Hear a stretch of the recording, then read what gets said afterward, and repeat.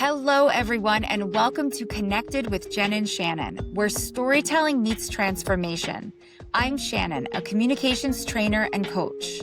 And I'm Jen, a speech-language pathologist and academic.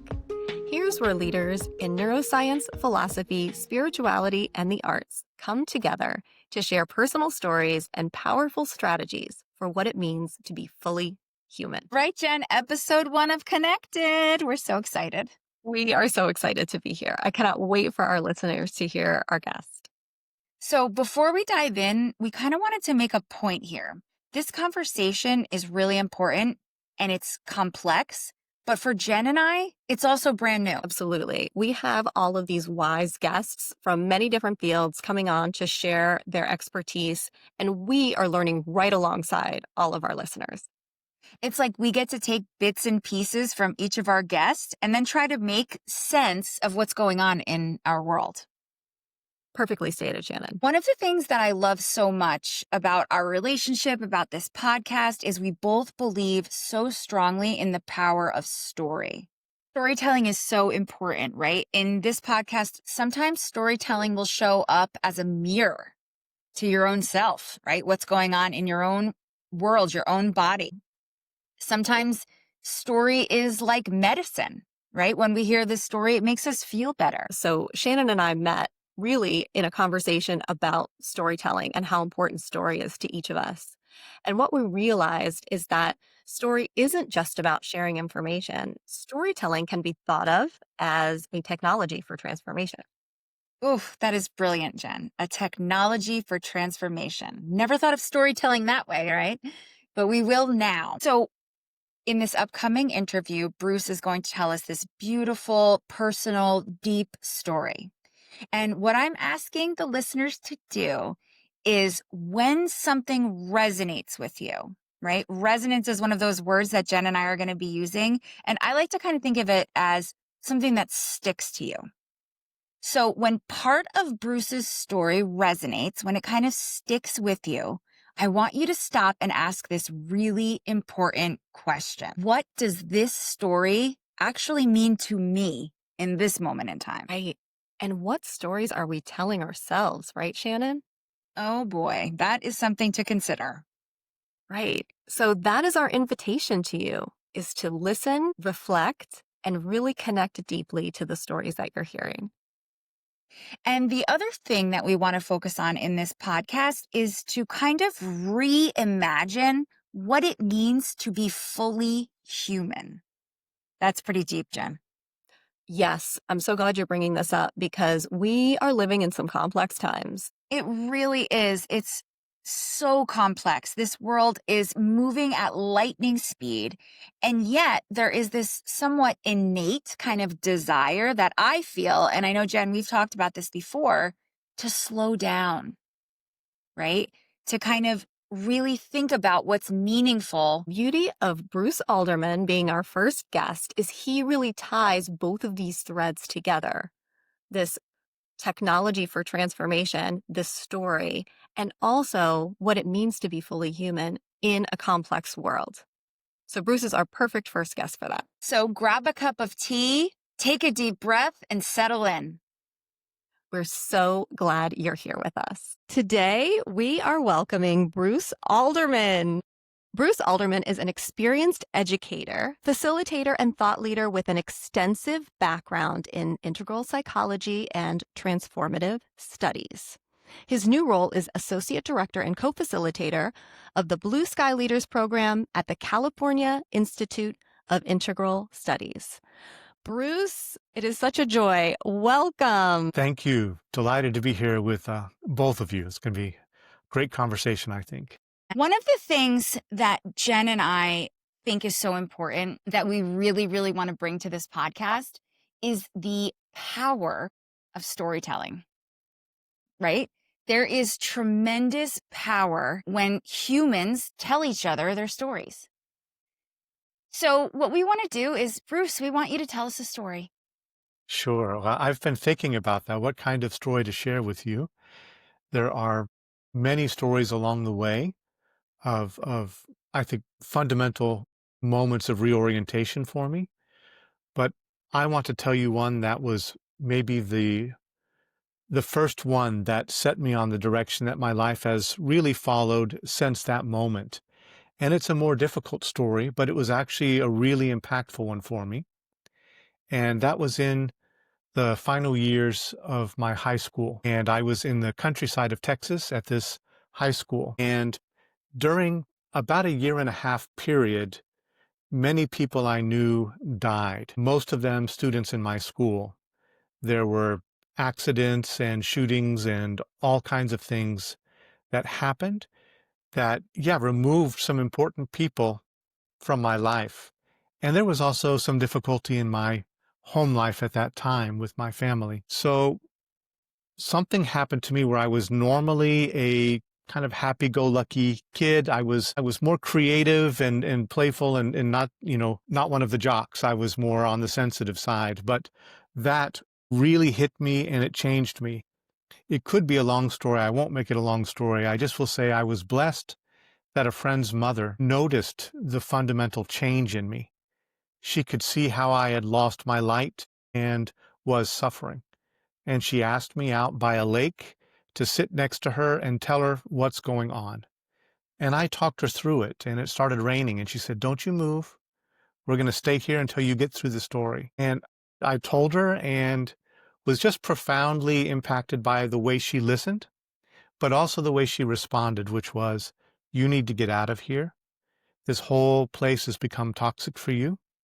I'm going to send you up to the mountains in California to my grandfather's place, and I want you to spend a week there." So I said yes, and I went there up in the mountains of Northern California. Gorgeous scenery, just amazing views of waterfalls and mountains and pristine forest and absolute silence. And in that silence, I could hear my own contracted heart and mind. I could feel them as a knot. And I could feel the pristine presence of that place that felt like such a benediction to me, such a profound way of being in connection. And I could see that I was not there. I was knotted in anger and grief and rage. So I decided at that point that I need to make a change, but I wasn't sure what that was. Some things happened to me up there. It really felt like a mystical experience in terms of just feeling that clear, radiant presence and knowing that that's a way of being that's possible, even though it wasn't mine. And I went home and was really trying to digest what was going on. And I was able to see myself in the mirror for the first time and see that my eyes were dead, that there was no light in them, that I was deeply withdrawn. So I made a practice of just sitting in the mirror until I could see a kindling there again. Just I wanted to see if I still had my soul present, right? And so I did until I could begin to contact myself again. That opened up a long period of searching.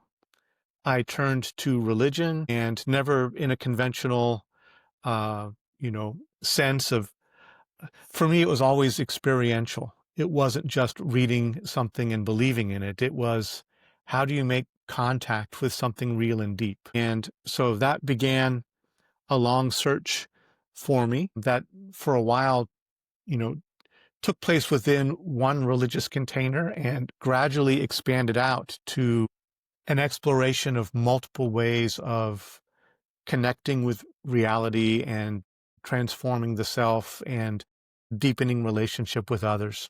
That that is amazing. Thank you so much, Bruce, for sharing. There's so many things about the story I have to know more about. Do you mind if I ask a few questions? Sure, no problem. One thing that I'm thinking about is your friend's mom. You mentioned that she noticed that something wasn't quite right and that she took you out into nature and just listened. I'm wondering if I can pick your brain a little bit about that. Tell me more about her noticing, or what was it about the noticing? How do you think she noticed? I was used to being just a kid who ran through her kitchen on the way to the backyard, and I didn't know that I was really noticed as a being by her. And so when she stopped me that way, I was actually kind of surprised. And my mother was also a very loving and supporting person. But there were not many people in my life who actually paused long enough to listen to somebody from the heart. And, I was in a country town and I was a city boy and not well accepted by many people there. And so that really struck me. Just her willingness to be present, to put discomfort aside and to connect. And yeah, see me as more than just her son's friend. Right. Something you just mentioned about putting discomfort aside, and something I think we need to do more of is that noticing, because it can feel uncomfortable sometimes to notice the thing that isn't quite right. And it's easy not to notice. Yes. And the second of many things that I really embraced in the story that you just shared was about the listening, that this person made such an effort to just listen to you, even when the brain started pouring, just to sit and listen and for you to tell your story. Wow, what a gift. Really is. And just your saying that, I mean, listening has become such an important part of my practice and, things that I've been cultivating and interested in for a long time now. But you're helping me to realize that maybe her initial listening was maybe one of the besides, my mother and a couple people, but from the outside, from an unexpected quarter, that was my real first experience of that really made a big difference in my life. That it can come at these unexpected moments. It's true. And I was thinking when you were talking about that special connection that you made, that special person kind of coming in and really making a difference for you. I know in my life, and I'm sure most people have these experiences, right? Like you remember it in one way and that's it, right? It really stuck with you. As a parent, I think this is very relatable because we as parents are always trying to notice these signs in our own children. Like we think they are running through the house, just like you said, right? You used to be this kid running through the door and dirt on his shoes, who knows, wind in his hair. So what are we really looking for? And I think with a lot of these things, it's instinctual.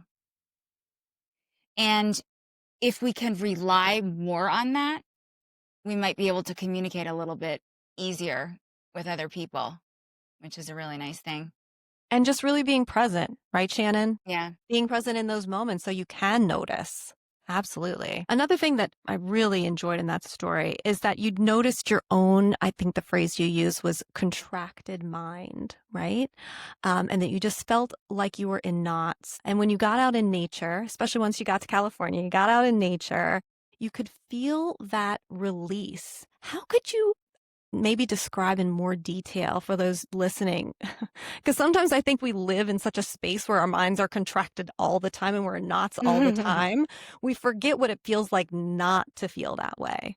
Like, how would you describe that feeling that you were having, that you felt releasing once you got out in nature? There were two metaphors that I used for it at the time. One, I felt like a chip in clear glass. How you have clear glass and there's like a chip in it and it doesn't let the light through and it's distorted. And I could feel that radiance all around me. And I felt me in this condition of being closed down. That's like a scar in this presence. And do I have to be that? And I was realizing just because I could connect with it, I could feel it, that I knew that that doesn't have to be me. And the other metaphor that was there was a hangnail. How sometimes the nail starts to grow in, and the more it grows in, the more it, leads to inflammation and pain and all of that. And so that really helped me to see that my own ruminating on anger about life and about all of those things that were going on was actually self-inflicting pain, and that I could let go of that. I didn't know how at the time to let go of that, but that was the initial turn that then let a long healing path begin. Often we wrap ourselves up in our suffering, right? The Buddhists say life is suffering, and healing from that suffering is a lot of this work that we're talking about right now. In nature, from my own experience, there is nothing better in the healing department, right, than being out there with the trees, the water, the grass, the smells, the birds. It's really wonderful. And I've heard you talk about your special connection with nature many times in some of your personal stories.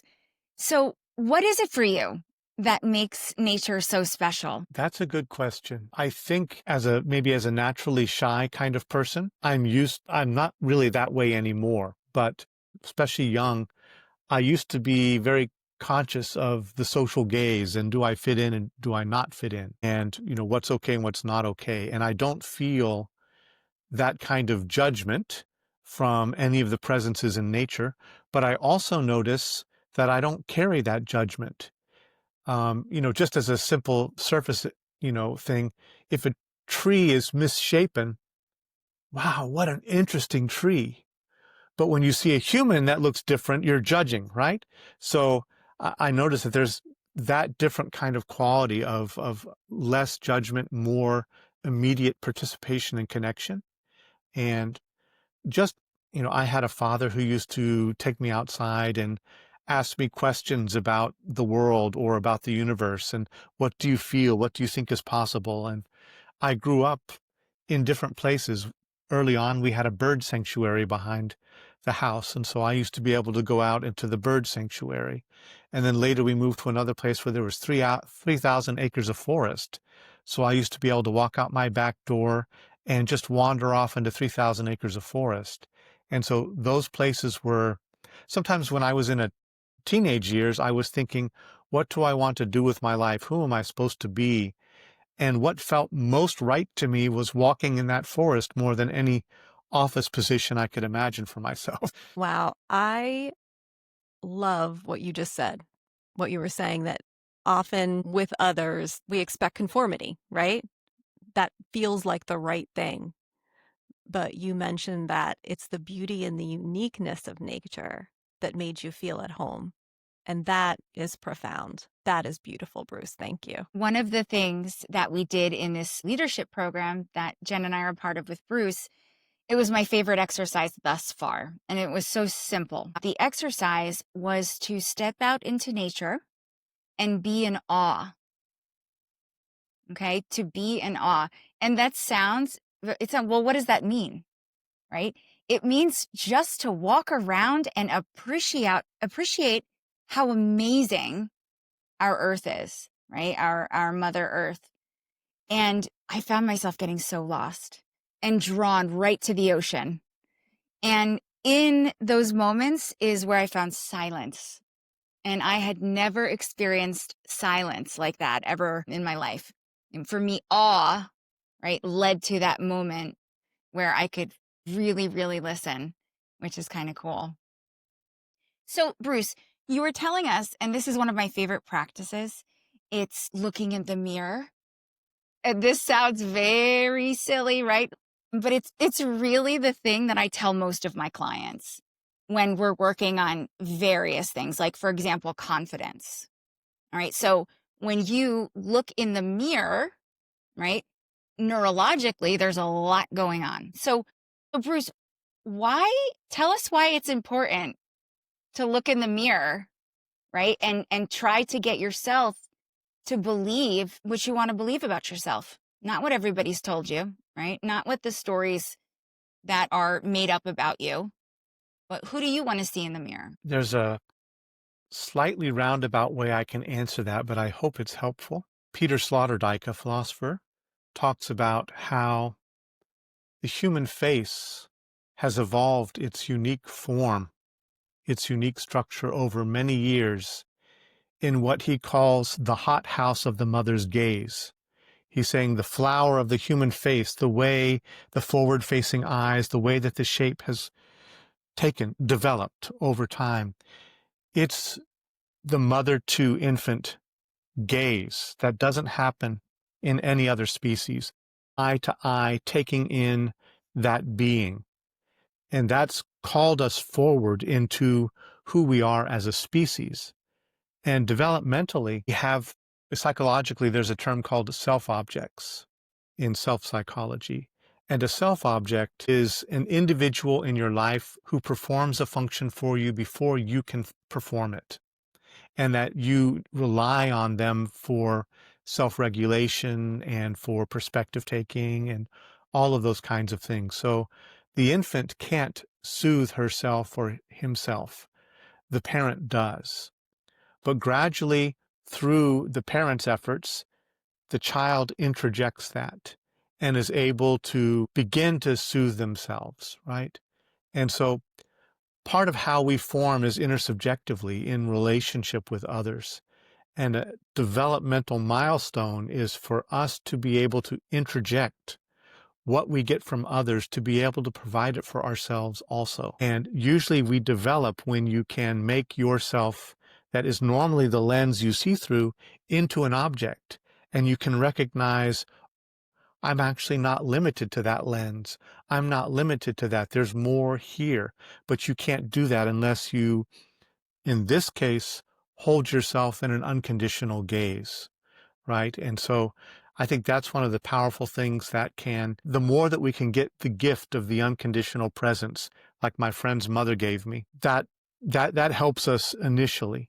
And then we grow into being able to be that gaze for ourselves, being able to hold ourselves unconditionally. Because when you are looking at yourself conditionally, only some content is allowed to be present, and then you block off the others because you're afraid of what the implications of those things are. When you're able to see unconditionally, more of you can be present because you don't need to defend against who I am. Let's take a second to really breathe in what Bruce just said, because that is such a beautiful way to think about unconditional love. What if my mother didn't give me that? Bruce, what's something I could do to help give that to myself? Yes. Yeah, that unfortunately is true for many, many of us. We have different self-object needs, one of which is this, unconditional mirroring and acceptance, and there are others. Developmentally, we don't need to have any of them perfectly given, as long as we have gotten a little bit of them from somewhere, right? If in our own developmental journey we did not have that, we can first practice it with another, practice it with a kitten, practice it with your own child, practice it with flowers, right? But then gradually learn what that's like and return it to yourself. So when you said, this was really just landed in my heart, you said you looked in the mirror and you saw that the light was gone, and then you saw that the light was back. Now, I have seen that in people. I've seen it in my own self, right? You can tell when someone's soul or spirit or light is dim. So what did that look like for you? When you looked in the mirror, how did you know that your light was off or your light was on or you were headed in the right direction? No, I was thinking this very same thing, Shannon. You had this transformative experience and then you returned home, and what you had gained, it felt like you had lost it. So I think that this resonates with a lot of people. So yes, this is an important question, Shannon. Thank you. Yes, and I think actually the way I would look at it is what I gained there was enough distance from myself to be able to see myself as an object and not be lost in my own state, because I remembered that openness. And then when I got home, I could see I was not embodying that openness. I could see that I was still closed. There had been a taste enough for me to see that it's possible to be different, right?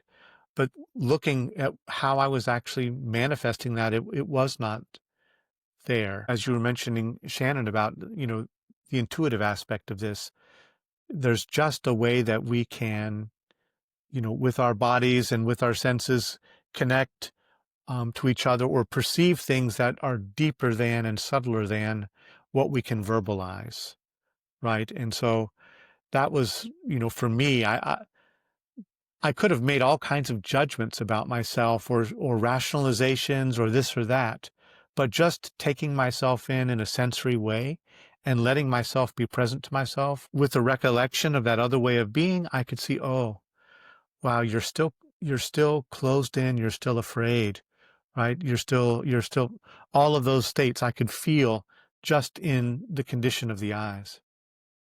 So Your important. light is shining bright right now.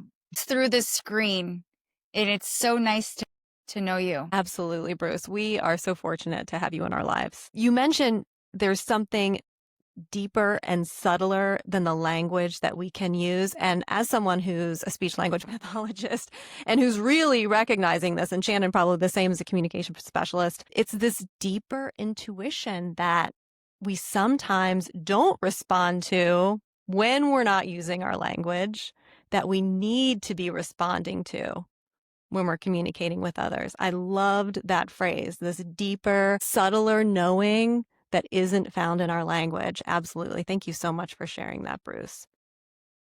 You know, the metaphor you used earlier, I can't stop thinking about it, that you felt like you were a chip in the glass and you asked yourself, do I have to be that? And I just love this. I love this notion of this recognition. You yourself were noticing, you yourself were listening, you yourself were embracing your own intuition. Do I have to feel like this piece of broken glass where I see all around me, the light is shining brightly? And so you've shared this beautiful story and you've shared this amazing tool with this gaze. But I'm wondering too, if there are other tools you might like to share, because I know that this journey took time for you. What other tools do you think you might be able to share with our audience, our listeners, as they're thinking about their own growth and transformation? And maybe even more basic than that, what are tools anyway? What are tools for transformation? One of the ways that this will sound abstract, but I want to bring it down to the ground in just a moment. But one of the ways that we transform is turning subject into object. And it sounds like maybe a kind of distancing when you turn subject into object, but it's actually it's a taking of an aspect of yourself into awareness in a way where you can see it often for the first time rather than see from it. You see it as a conditioning factor of yourself. And that when you are able to make it into an object, then you can include it as part of your presence, but you're no longer limited by it. That to be able to see it is already to have stepped outside of it and to recognize that I'm not defined by that thing.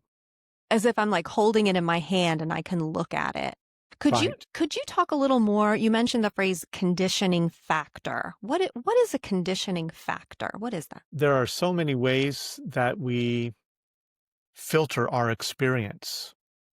We have beliefs about the ways that things are, or the ways that things should be, who we are. There are ways that we can, who I am to myself, who I am to you, who am I in this community. They're all different, but they all are related. And so it's really good to open up and explore that whole territory and to recognize one of the, I think, profound moments in transformation is to recognize conditioning as conditioning. Before we do that, what we see is just reality. I'm just seeing whatever it is. You don't know that you're projecting your stuff on there and you're interpreting it through limited ways. And so the more that we can become mindful of how our language and our beliefs and our emotional reactions, David Bohm talks about the difference between thinking and thought and feeling and felt. Thinking and feeling are both actively unfolding in you as you're connecting to reality. But thoughts and felts are old tapes and loops that just come up again and again. It's like, oh, this happened before and that gave me that feeling, and now that feeling is arising again. Is that feeling really connected to what's here, or are you imposing past expectations, past experiences on what's present? So those are conditioning factors. I'll give a small example. When I used to live in India, I worked at a Krishnamurti school in India, and I would take these long walks and watch the movement of thought, watch the movement of thinking, so that I wasn't identified with thinking, but I was aware of what my mind was trying to do, and then just letting it go. And one of the practices that you can do is when you're just being mindful.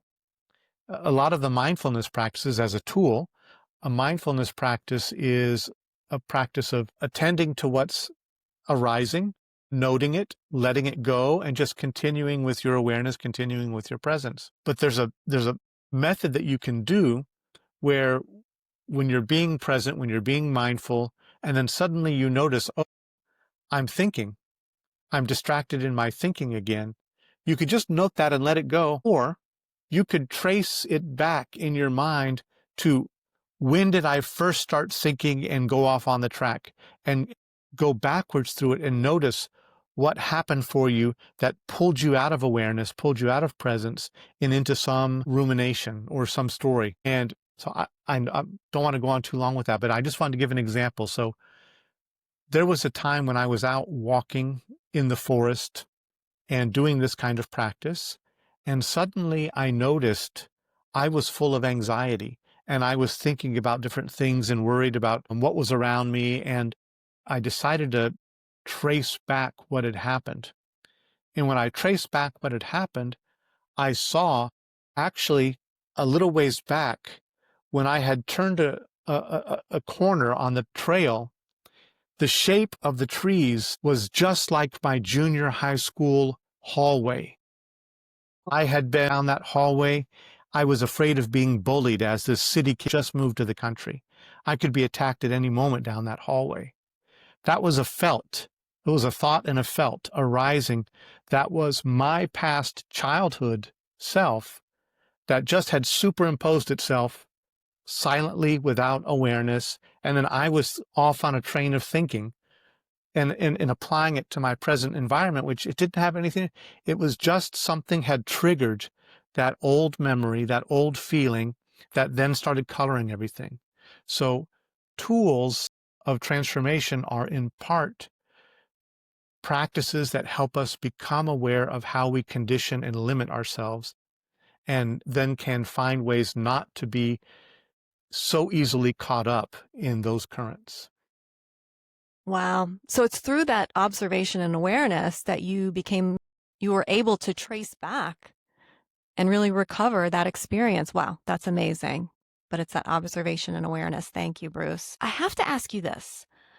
You mentioned these conditioning factors are so deeply related to your beliefs and beliefs about yourself. Where do these beliefs come from anyway? Yes, it's really interesting. Some of them are rooted in actual experiences, and some of them are rooted in immature interpretations of actual experiences. For instance, as an infant, you might have very loving parents, but you happen to be a pretty colicky baby. And those loving parents just needed a week away, and they gave you to grandma just so they could have a little space, right? You, as an infant, might feel abandoned without any sense of why that happened or ability to contextualize, because in our infancy, we typically move between black and white. We don't integrate them yet, right? So just you feel abandoned in that moment, and then you feel that can lay down some conditioning for feelings of insecurity or expectation of abandonment later. And in that case, it's an immature interpretation of a pretty innocent event. On the other hand, it might be that you had neglectful parents who didn't really, maybe they were too immature to tune into what you needed, right? And so, those kinds of things can happen, but they can happen throughout our lives. There are a lot of different, experiences that we can have that, for whatever reason, they become formative for us. They set our expectations about what reality is and what we can expect from it.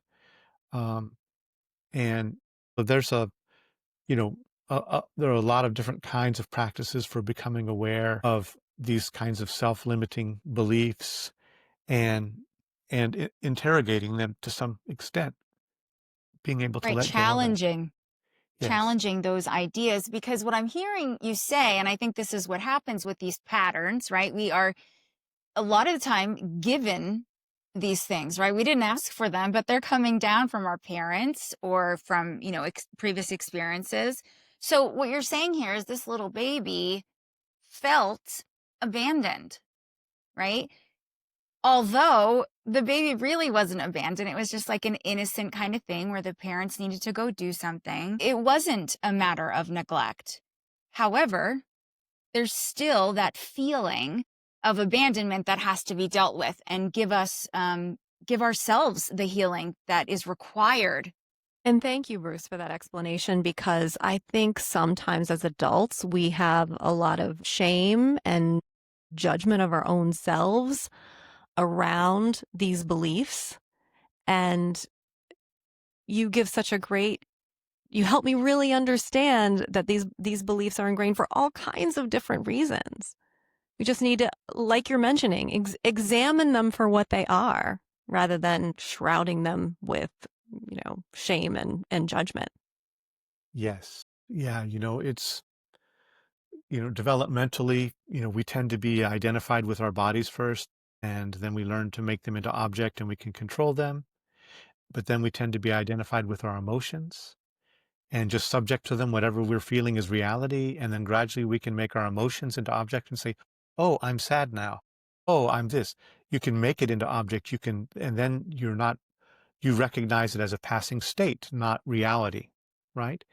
But then we move into usually identifying with thinking and with language and beliefs and things like that. And we often don't take the next step to cut our identification with those things. But it's the same process. We're not just our thoughts. We're not just our emotion. So you can expand your awareness of the fullness of your own being gradually so that any of the different aspects of it are less likely to wholly capture you. So how can we convince ourselves that I'm not just my thoughts? What's that next step, Bruce? Yeah, there's mindfulness practices help with that. Going deep. I'm working on a book right now. It's almost done. You can go through deep with any one of your senses and really experience any one of your sensory capacities, both as they've been conditioned and as they might function if they were unencumbered, right? And so there are exercises that you can do with self-inquiry and with somatic or, embodied kind of practices, breathing practices. There's a lot of different things that you can do. One of the things that I think has been really important for me as a general tool rather than any specific tool is to take what is normal and conditioned for me and to question it, to experiment with it, and to see if it really is just that. And one thing I did as a child, teenager turning 20 years old, David Bohm, physicist, talked about how language divides up, Western language divides up the world into separate, disconnected objects and doesn't experience the world in as deeply relational way as maybe some other languages allow for. We don't start from relationships. We don't start from processes. We start from things, now subjects and objects and those, and then relationships are secondary. Whereas in some other languages, it's different. So he laid out a challenge. Can we change English to be different, or can we have a different language? So I set myself the task when I was that old to come up with an entirely new language that doesn't use subjects, doesn't use pronouns, doesn't use nouns. Wow, teach us your language, Bruce. So I developed a way to do it, and it actually shifted my perspective. So I could see not only could I learn to think differently, but in the experiment of learning to structure my language differently, it actually changed in a very simple sensory way how I experienced reality. And so I don't think the Sapir-Whorf hypothesis about language absolutely conditioning reality is accurate, but it has an influence. And I discovered that through practice. Can I find your new language in your new book? I wish I could. But Bruce, tell us all about this new book. We really want to know about your new project. The book is called Unfolding the Senses, and I've been mentioning David Bohm. He has this idea of what he calls hollow movement, how the universe, his work as a quantum physicist, he really came to see how the universe moves as this creative unified whole from what's implicit to what's explicit. It unfolds different, possibilities ongoingly. And there are ways that you can connect to that kind of experience of the world through your body. And so I take his idea, and he has a colleague of his developed a practice called Ryosoma, the flowing body. And so there are practices that you can do just to experience reality in a more fluid, open, connected way. But there's also some other work I've been studying for many years where it's a deep meditation on each of our senses, our listening, our seeing, our touch, our movement, and how those are present in us in infancy, how they get conditioned and shut down in particular ways, how they can be made critical, where you become aware of what am I not listening to? What am I not seeing? How am I conditioned in that way? And then as you open that up, you can open into much fuller, again, participation with reality. And so, yeah, the book has about 50, 60 practices and lots of reflections on how to connect with your body in a new way. Amazing. That sounds awesome. I can't wait to read it, Bruce. When do you think it's going to be out? Hopefully by the end of the year. Well, that's exciting. Very exciting. know We'll you- keep our listeners posted for sure.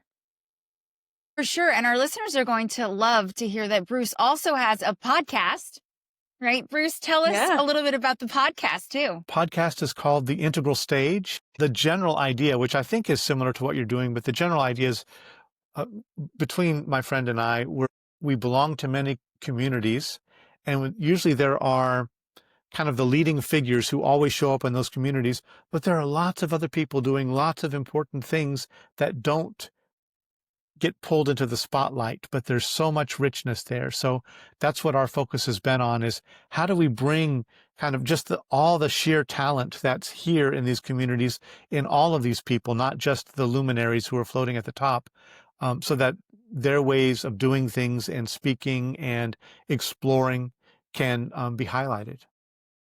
This is so exciting because I am really I'm 46, and one of the things that I look for, the most meaningful thing, is community. We need relationships, right? All throughout our lives, they keep us going. Yes. And for Jen and I, we are, in similar points in our lives. And when we look back, it's the community that kind of keeps you going, and I think of the story that you told us back in the beginning. It takes a village often. It's not necessarily the parent or the brother or the sister. It's someone from within the community. So we're so proud to help build this amazing integral community. And I am new to it. I think, Jen, you are new to it as well. Definitely new. And I'm learning more every day. And that's why we're going to have all these smart people like Bruce on to kind of help us understand these things. So it's going to be a lot of fun. So another thing that Jen and I were discussing is humans, right? We are a creative being, right? Every day, every minute, every second, we're creating a life for ourselves, right? And that is how we're going to experience life. So if we're trying to create the three of us sitting here and all of our listeners together in this elevated conversation, right? In this powerful energy that we're trying to create together, right? What does this future look like? So Jen and I are calling this the new bliss. So we have come up with this definition, and I'll read it. And I want to know what you think about it. And I want you to help us dream up that future that we want and that we deserve. So for a new bliss, we're saying, just as pure light is the totality of all color, bliss is a conglomeration of all positive qualities. When we see through the prism of spiritual awareness, the subcomponents of bliss are joy, unconditional love, inner peace, power, connectedness, awe, we talked about that as well, and wisdom. And here's the clincher. Bliss cannot be attained, really, right? The soul, the spirit, the light, your heart center simply realizes that it is, right? That sounds like a world that I want to live in, Bruce. Me too. Tell Yes, us it's what you beautiful. think. That's beautiful. Yes. I mean, my mind was pinging off in many directions to, how I want to relate to that because it touches on so much. And, that fundamental sense of well-being, that basic goodness that, Jeffrey talks about in the work that we did at the beginning of the program. Yes, that's a discovery that we make. It's not something that's one of the things that I found early on was when I was first starting my spiritual journey, I was trying to get something or create something or make it happen through just the right recipe that ultimately um, you can come to discover that all of those movements are actually happening within what's already present, and that what's already present is already holding every one of those efforts. And so how do you discover that presence that's holding those efforts?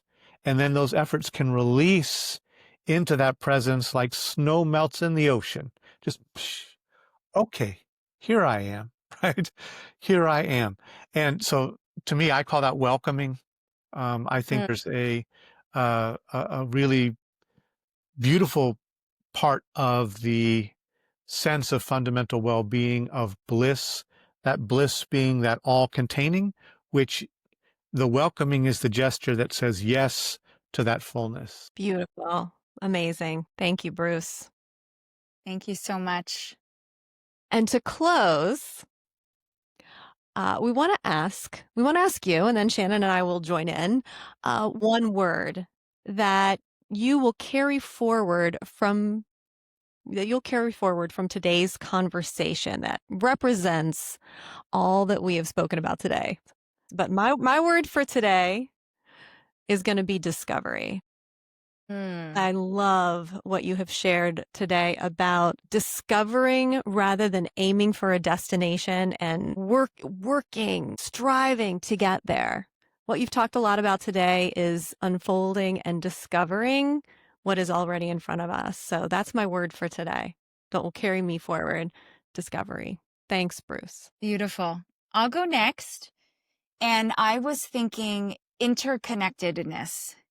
And at the end of this conversation, I feel so much more connected to you both in various ways. Oh, thanks, So Shannon. yeah, at the end of this, I'm taking with me the connection that we've created together, this magic, this conversation that is unlike any other.